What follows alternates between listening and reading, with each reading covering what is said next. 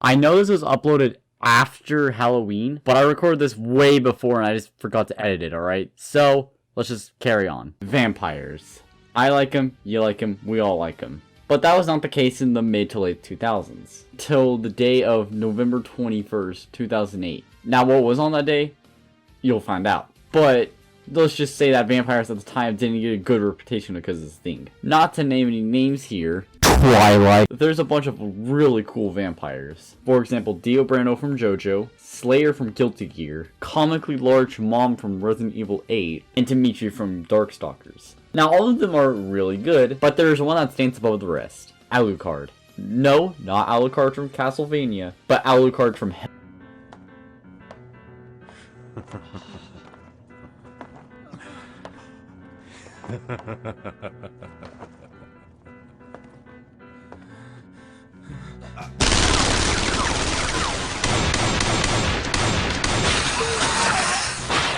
You may ask, why Alucard? For several reasons, actually. Because I adore him.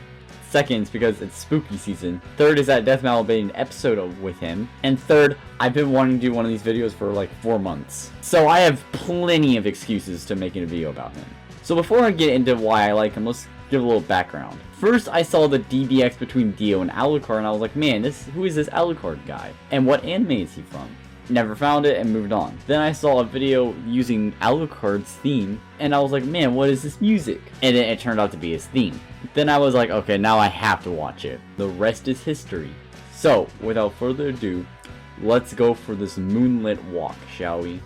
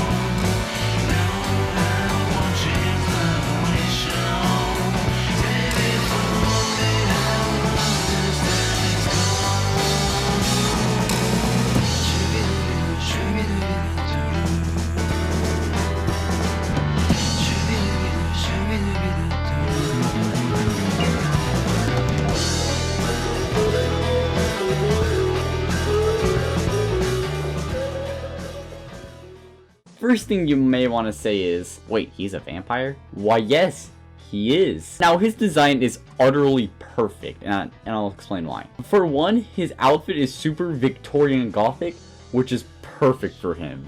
Because if you've seen him in his higher forms, you know why, and here's why. Now let's dive a wee bit deeper. First, the color. If you've seen my last analysis, which you probably haven't, colors are used to signify feelings. And well, let's take a look at Alucard's color scheme and see what it tries to do.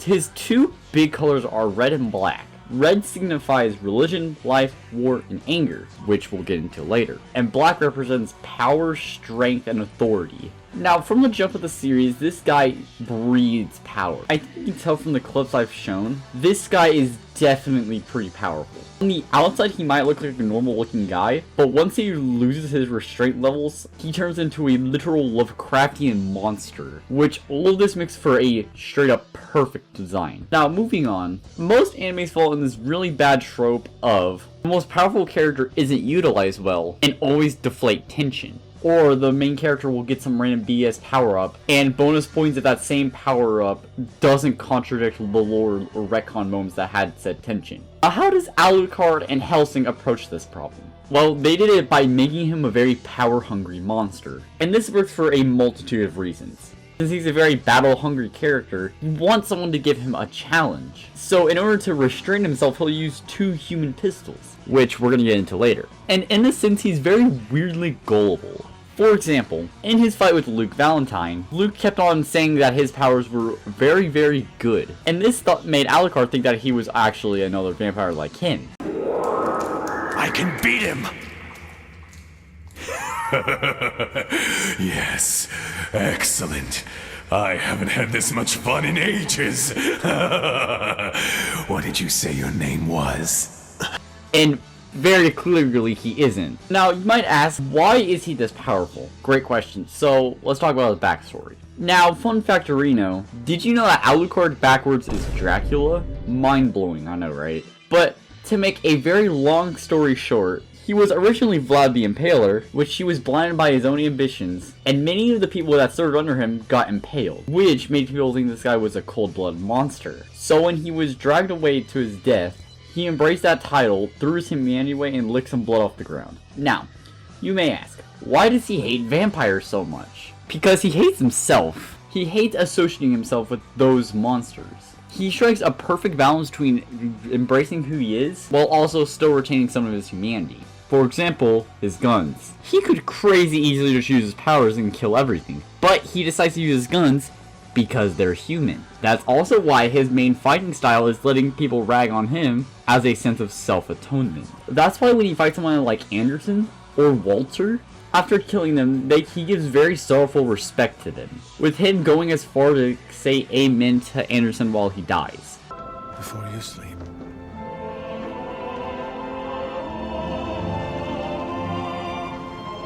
Amen, children.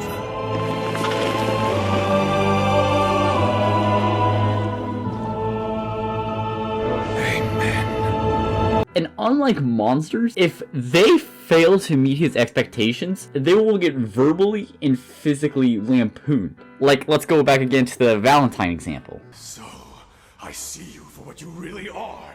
You're pathetic. Nothing but a useless, sniveling lump of meat. Silence! I'm a dog. Then you're dog food. Just listen to him. That is another reason why he has to ask permission to use his powers. Releasing control arc restriction systems. 3, 2, 1. Approval of Situation A recognized, commencing the Cromwell invocation. Ability restrictions lifted for limited use until the enemy has been rendered silent. Like, he only goes into level 1-0 once in the show, and that is kind of funny. And when he goes into level 0, his most powerful form, he returns to his original form, Count Dracula, his most pure form. And this form is really genius. It makes him release all of his souls that he captured over the years. Do you want to take a game ball on the number? Roughly 3.5 million. Another addition to his character is his relationship between both Anceres and Integra. Both are highly interesting in both their ways. But only for today's purposes, we're just going to talk about Ceres. Now, in the original, Ceres is constantly struggling between monster and humanity, just like him. It's only until the very last episode where she finally drinks some blood. But when they first meet, she is in a very similar situation of her about to die and she decides to throw away her humanity to become alive again. And I think he makes her become a vampire because he sees himself. And he only refers to her as a police girl. And, like again in the original, he constantly asks her if she wants to go back to her humanity. And in Ultimate, we see this scene where he's in Count Dracula form, and he seems like almost proud-like for her. Because Ceres is one of the only vampires who shows more humanity than any of them. He is such a deep and complex character, and is a struggle between humanity and monsters. And this guy is just amazing. So, to wrap up, not too long of a vid. I didn't really have much time to make this video. This video is going to be really late when it comes to Halloween. But back on topic, this guy is one of my favorite anime protagonists, which mind you isn't a huge list. And he does indeed crack my top 5 favorite anime characters ever. And they go as follows. Alucard, Roy Mustang from Fullmetal Alchemist, Polnareff from JoJo's Bizarre Adventure, Ryuko Matoi from Kill la Kill, and finally Yoshikage Kira at the tippy top. So, I hope you had a fantastic day, happy Halloween, and see you later.